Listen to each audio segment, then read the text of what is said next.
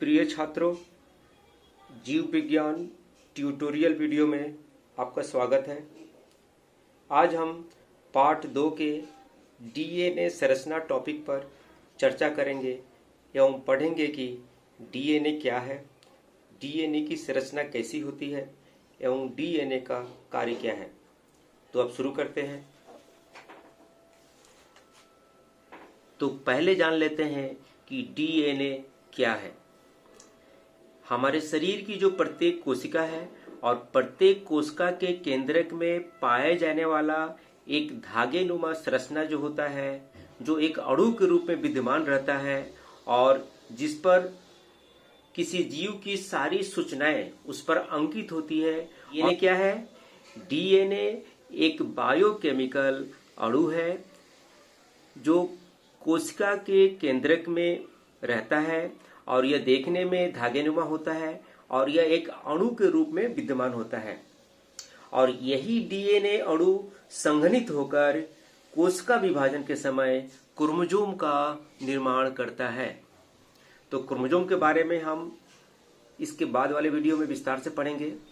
तो आज हम लोग इस डीएनए का स्ट्रक्चर कैसा होता है, यानी इसकी संरचना कैसी होती है और इसका कार्य क्या है, इसी पर आज हम लोग विस्तार से जानेंगे। तो आज का शुरू करते हैं। तो ये पार्ट 2 है। पार्ट 2 का नाम है जीवन की निरंतरता और आज का टॉपिक है डीएनए की संरचना। तो ये डीएनए की संरचना का जो खोज हुआ, ये अचानक नहीं हुआ। इसको खोज करने में बहुत सारे वैज्ञानिक लगे, लेकिन वाटसन एवं क्रिक ये दोनों वे वैज्ञानिक हैं जिन्होंने 1953 ईस्वी में डीएनए कैसा होता है, इसका स्ट्रक्चर कैसा होता है, इसके ऊपर एक ठोस और सही एक मॉडल प्रस्तुत किया। उस मॉडल को हम लोग डीएनए मॉडल के नाम से जानते हैं और इन्हीं का खोज किया हुआ डीएनए का जो स्ट्रक्चर कैसा होता है, वही पूरे संसार में उसको मान्यता दी गई है। और इस डीएनए का स्ट्रक्चर खोज के लिए इन्हें 1962 ईस्वी में इन्हें नोबेल पुरस्कार से इन्हें सम्मानित किया गया। अब जान लेते हैं कि डीएनए किससे बना है। तो डीएनए जिस तरह एक बिल्डिंग का जो दीवार होता है वो ईंट से बना होता है, यानी ईंट उस दीवार की इकाई हुआ, उसी तरह डीएनए जो है ये न्यूक्लियोटाइड अणु से बना होता है। अतः डीएनए की मूल इकाई न्यूक्लियोटाइड हुआ। तो अब देख लेते हैं कि ये जो न्यूक्लियोटाइड है, ये न्यूक्लियोटाइड 3 चीजों से मिलकर बना होता है। तो इस न्यूक्लियोटाइड किससे बना है? ये न्यूक्लियोटाइड 3 चीजों से मिलकर बना होता है। इसमें एक है डीऑक्सीराइबो शर्करा, ये 5 कार्बन होता है। दूसरा होता है नाइट्रोजनस बेस और तीसरा होता है फॉस्फेट ग्रुप यानी फॉस्फोरिक अम्ल। इन तीन रचनाओं से ये न्यूक्लियोटाइड बना होता है। फिर इस नाइट्रोजन बेस में ये फिर 2 प्रकार के होते हैं, प्यूरिन बेस और पिरिमिडिन बेस। प्यूरिन बेस फिर 2 प्रकार का होता है, एडेनिन, इसका सिंबल ए है, गुआनिन, इसका सिंबल जी है।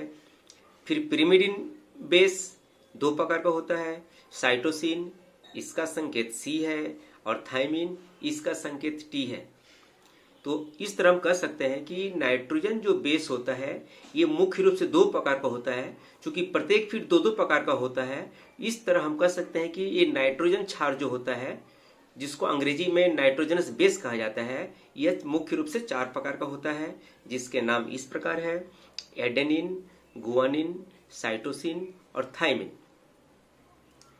तो ये था न्यूक्लियोटाइड की संरचना।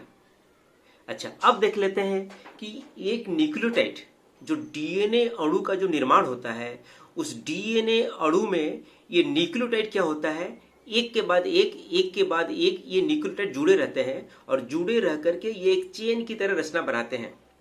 तो अब देख लेते हैं कि एक न्यूक्लियोटाइड का जो ढांचा जो होता है वो देखने में किस तरह का होता है। तो यहाँ देखिए, ये जो है ये क्या है, एक 5 कार्बन शर्करा है जिसका नाम है डीऑक्सीराइबो शर्करा, और इसी के साथ क्या है, ये नाइट्रोजन बेस जुड़ा है। तो ये नाइट्रोजन बेस कोई एक होगा, मतलब इन चारों में से कोई एक होगा, इसलिए मैं दे दिया। इसमें तो कोई भी हो सकता है, एडेनिन, गुआनिन, साइटोसिन, थाइमिन, लेकिन सभी नहीं होगा, कोई एक। तो ये एक न्यूक्लियोटाइड है जिसमें डीऑक्सीराइबो शर्करा ये है, इसका नाइट्रोजन बेस ए है, और इसके साथ एक फॉस्फेट ग्रुप जुड़ा हुआ है। तो 1 2 3, तो ये 3 मिलकर क्या बन गया, एक न्यूक्लियोटाइड बना। ये क्या बन गया है, एक न्यूक्लियोटाइड। तो ये न्यूक्लियोटाइड क्या है, ये डीएनए की इकाई है। मतलब इसी न्यूक्लियोटाइड से जिस तरह ईंट जुड़ करके दीवार बनाता है, उसी तरह अब ये न्यूक्लियोटाइड एक एक करके जुड़ते जाएगा और जुड़ करके एक लंबा चैन जैसी रचना बनाएगा। इसको और अच्छी तरह समझने के लिए एक और मैं उदाहरण यहां दिखा रहा हूं।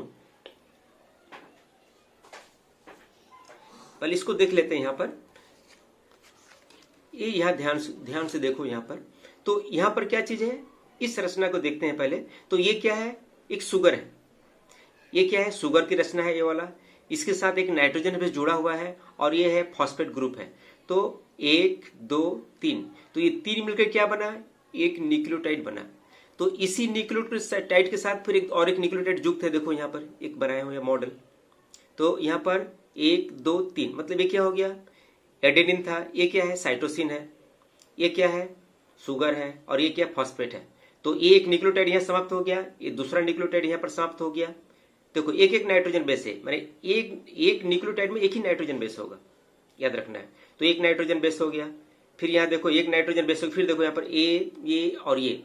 तो इस तरह ये नाइट्रोजन जो बेस है, इस तरह से एक चैन बन गया। देखो यहाँ इसको, इस मॉडल को देखो। यहाँ पर ये क्या है, एक चेन बन गया है। मतलब एक एक न्यूक्लियोटाइड जुड़ते गया है इस तरह करके। इसको मैं और अच्छी तरह दिखा रहा हूं, इसको देख लो। यहाँ पर ये देखो, यहाँ पर ये जो है, ये क्या है, न्यूक्लियोटाइड का चेन बन गया। तो ये क्या है, एक चेन है। तो एक चेन है जिसमें क्या है कि ये सब क्या है, नाइट्रोजन बेस है। ये नाइट्रोजन बेस, ये नाइट्रोजन बेस, ये नाइट्रोजन बेस, ये नाइट्रोजन बेस। और ये नाइट्रोजन बेस किससे जुड़ा हुआ है, शुगर से जुड़ा हुआ है। और शुगर के साथ है फॉस्फेट। तो कह सकते हैं कि एक न्यूक्लियोटाइड दूसरे न्यूक्लियोटाइड से जुड़ने के बीच में क्या है, फॉस्फेट ग्रुप है जाकर के। तो ये फॉस्फेट ग्रुप क्या करता है, न्यूक्लियोटाइड को जोड़ने के काम करता है। इस तरह एक चेन बन जाता है। तो उसी तरह ये एक चेन बनता है। फिर क्या होता है, इसका और एक चेन बनता है। इस तरह से चेन बनता है। देखो यहाँ पर ये चेन बनता है। तो ये एक चेन बन गया, एक चेन बन गया। यहाँ पर भी क्या है, यहाँ पर भी देख लेते हैं। यहाँ पर भी क्या है, ये नाइट्रोजन बेस है, ये शुगर है, ये है शुगर है, और इसका फॉस्फेट ग्रुप है। चूंकि ये चेन उल्टा बना है, इसलिए इसका ये शुगर यहाँ पर ऊपर टॉप में दिखाया गया है। अब क्या होता है कि डीएनए के स्ट्रक्चर में इस तरह न्यूक्लियोटाइड का एक चेन बनता है और इस तरह और एक न्यूक्लियोटाइड का एक चेन बनता है, और दोनों चेन क्या होता है कि आपस में इस तरह से जुड़ जाता है, इस तरह से। तो हम क्या देखते हैं कि यहाँ पर 2 चेन यहाँ पर जुड़ गया है।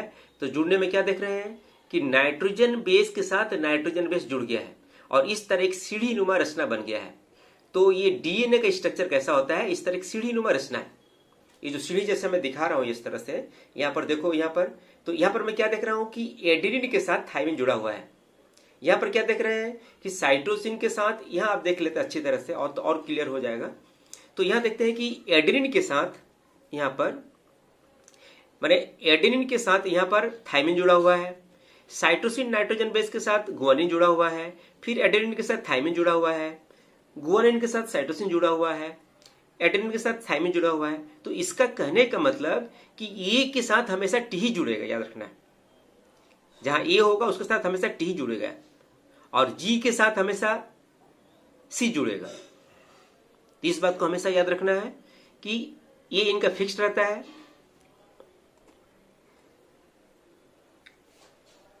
अच्छा, अब थोड़ा देख लेते हैं कि ए के साथ जब भी टी का जुड़ाव होता है उसमें डबल हाइड्रोजन बॉन्ड होता है, डबल हाइड्रोजन बॉन्ड होता है। मतलब ये जो एक दूसरे से जुड़ा होता है ये हाइड्रोजन बॉन्ड है। यहाँ ये सब क्या है, बीच में हाइड्रोजन बॉन्ड के द्वारा ये जुड़ा हुआ है।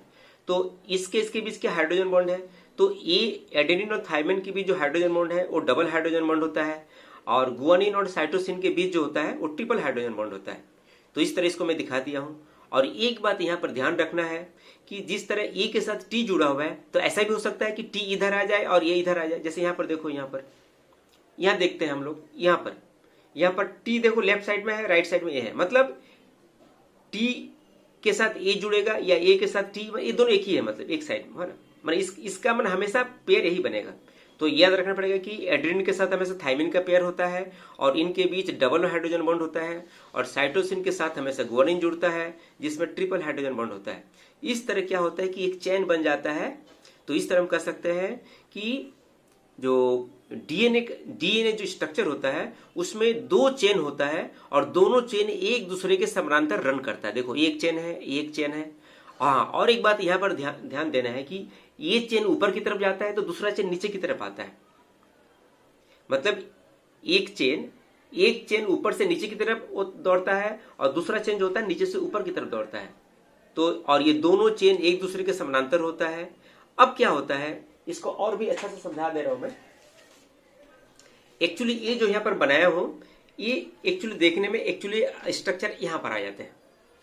ये इसका केमिकल स्ट्रक्चर इस तरह से इसको समझाने के लिए बताया था। यहाँ देख लेते हैं, ये क्या है, एक शुगर है, चूंकि पेंटोस शुगर हो तो 5 बीच में भूजा है, 1 2 3 4 5। और ये क्या है, इसका नाइट्रोजन बेस है, तो यहाँ पर नाइट्रोजन बेस ए है। और ये क्या है, फॉस्फेट है। तो ये एक तो न्यूक्लियोटाइड हुआ। तो इस तरह से ये चेन ऑफ न्यूक्लियोटाइड हुआ और ये एक चेन ऑफ न्यूक्लियोटाइड हुआ। जैसे पहले बताए थे कि एडेनिन के साथ हमेशा थाइमिन और साइटोसिन के साथ हमेशा गुआनिन जुड़ता है। तो यहाँ पर देखो चेन जो बना है, ये चेन कैसा है, ये 3 से 5 एंड बना है। मतलब कि ये जो एक शुगर जो होता है, इस शुगर का ये वाला 3 एंड होता है और ये वाला 5 एंड होता है। मतलब ये जो होता है, ये जो टॉप जो होता है ऊपर की तरफ देखो गया है यहाँ पर, लेकिन इसका टॉप देखो नीचे की तरफ गया है। यही मैं बताया कि ये क्या होता है, चेन जो एक ऊपर की तरफ दौड़ता है, एक नीचे की तरफ दौड़ता है। मतलब एक में शुगर का टॉप ऊपर की तरफ होता है, दूसरे में इसका नीचे की तरफ होता है। तो ये था इसका रचना इस तरह होता है। अब क्या होता है कि ये चूंकि पहले ही बताया कि ये देख थ्रेड जैसा होता है, मैंने एक धागे जैसा देखने में होता है, ये भी एक धागा है और बीच में ये दोनों जुड़ा हुआ है हाइड्रोजन बॉन्ड के द्वारा। अब क्या होता है कि एक्चुअली ऐसा नहीं रहता है। अब क्या होता है कि मुड़ जाता है, मतलब तो मुड़ने के बाद कैसा दिखाई पड़ता है, मुड़ने के बाद इसका स्ट्रक्चर इस तरह दिखाई पड़ता है। माने वही धागा क्या हुआ कि मुड़ गया है, माने वो क्या है, बेंड हो गया, मतलब कितना 180 डिग्री में। तो वही धागा यहाँ पर जो सीढ़ी की तरह था वही ऐसा मुड़ गया है। तो इसलिए हम कहते हैं कि ये डीएनए का स्ट्रक्चर जो होता है, इसलिए डीएनए का स्ट्रक्चर कैसा होता है, ये एक सीढ़ी नुमा कुंडलित संरचना है। डीएनए एक सीढ़ी नुमा द्विकुंडलित माने 2 चेन है संरचना है, जिसमें न्यूक्लियोटाइड्स की 2 लंबी श्रृंखलाएं परस्पर समानांतर रहते हुए एक अक्ष के चारों ओर घुमावदार सीढ़ियों के रूप में कुंडलित होते हैं। तो ये क्या है, सीढ़ी जैसा था, अब क्या है, यहाँ पर ये एक घुमावदार सीढ़ी के रूप में बन गया है। अच्छा, और मैं क्या बताया था कि दोनों श्रृंखलाएं आपस में नाइट्रोजन बेस पेयर द्वारा जुड़े रहते हैं तथा बेस पेयर के मध्य हाइड्रोजन बॉन्ड्स होता है। तो मैं पहले बता दिया। और यहाँ पर दूसरा जो बताया था यहाँ पर कि एडेनिन के साथ हमेशा थाइमिन 2 हाइड्रोजन बॉन्ड्स के द्वारा जुड़ा रहता है जैसे, और गुआनिन के साथ हमेशा साइटोसिन ये ट्रिपल हाइड्रोजन के बॉन्ड द्वारा जुड़ा रहता है। अब इसको थोड़ा समझ लेते हैं, ये जो स्ट्रक्चर है थोड़ा।